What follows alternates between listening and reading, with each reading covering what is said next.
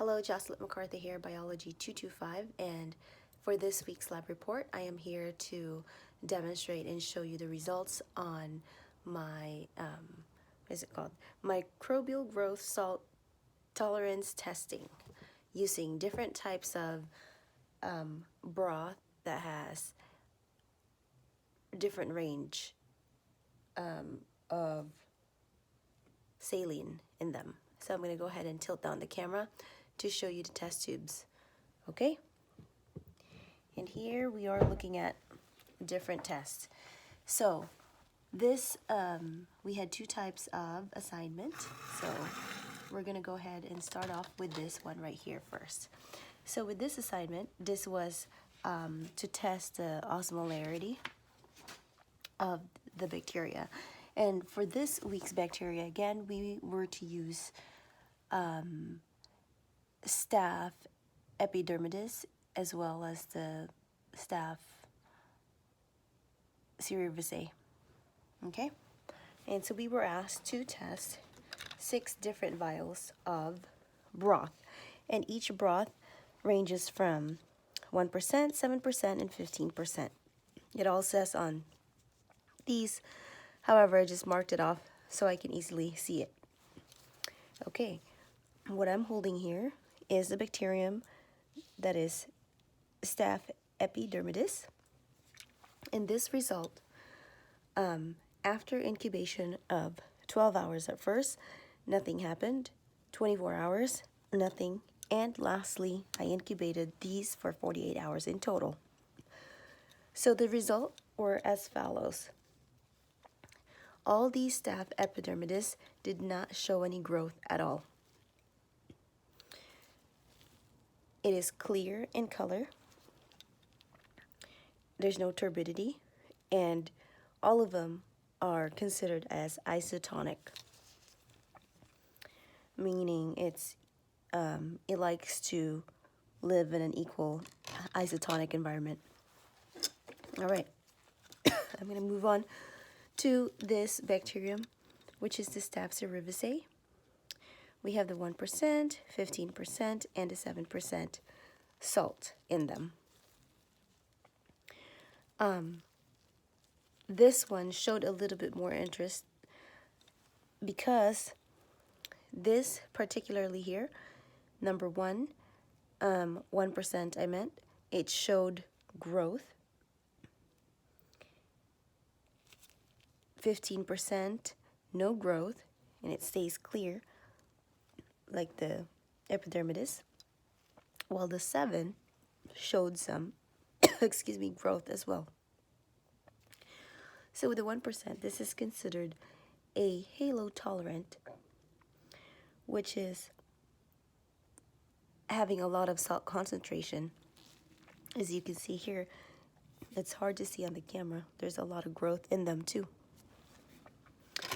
Well, this one, 7%, it shows turbidity. There's a little bit of growth. So not all bacteria likes to grow in super high concentration.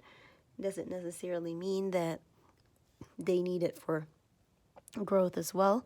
But what it is that they are okay to survive in a high salty environment. Excuse me. A little sick here. Okay, for the next assignment, this was a little bit different.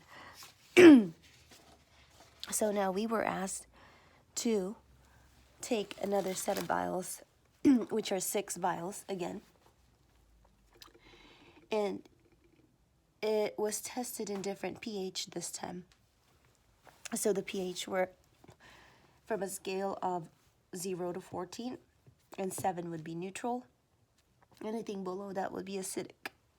Excuse me, acidic, while the rest from 8 to 14 would be basic on a scale of 0 to 14.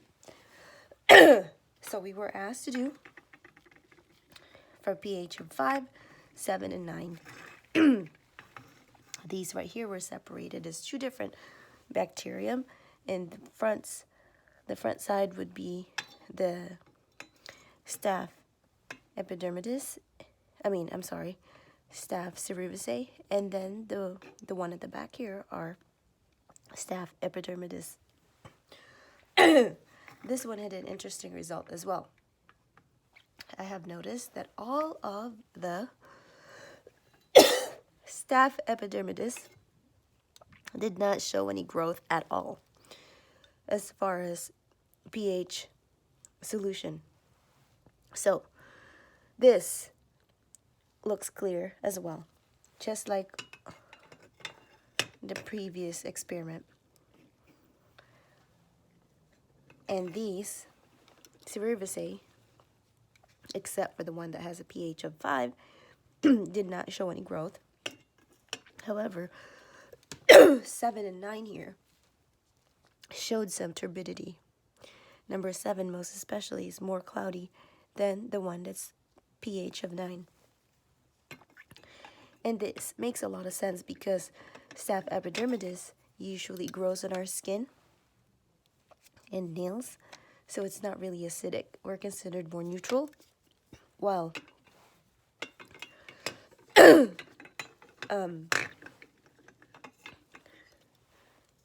Cerevisiae bacterium likes to grow onto ripe fruit according to the readings that I have here for this lecture. So, with that said, with this experiment, I learned that the environment varies where the bacteria grows and how the bacteria grows as well. Heat, temperature, and air